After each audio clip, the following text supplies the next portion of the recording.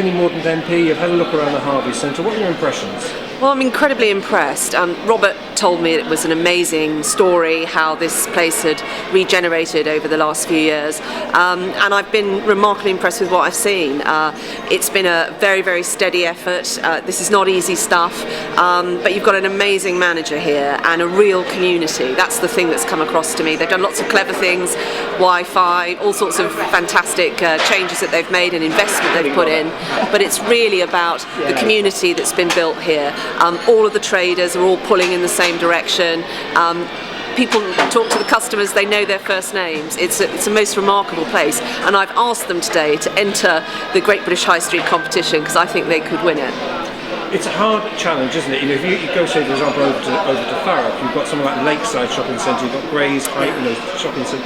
It's hard to keep these areas going. But what, as you as a government, as you as a coalition, and perhaps before May 7 and after May 7, what can you really do for this type of community? Yeah. Well, I think we've been helped by some changes in shopping trends. So actually people are coming back to town centres and high streets, and that's because of things like click and collect, but it's also because they do value the kind of community that I've just mentioned. You don't get that in the out of towns, or you don't get that when you shop online.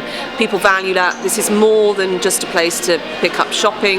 It's a place to socialise. There's a cultural offer. There's a real community here. So we've got to capitalise on that. We've got to support businesses and independent traders. There are so many independent traders here. It's really exceptional. And we're doing that through £1 billion business rate reduction. We're doing it by tackling things like overzealous parking restrictions and helping planning, so it becomes a lot easier for people to actually regenerate areas.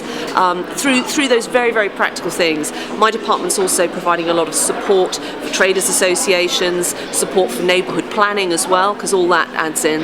And we've created these vehicles called business improvement districts as well, which if you set one up, you can lever a lot more private money.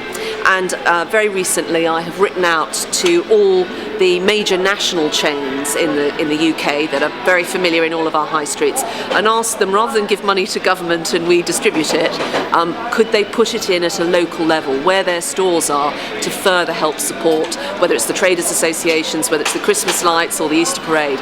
Very, very practical things. But the killer ingredient is you've got to have great traders, and Harlow has that.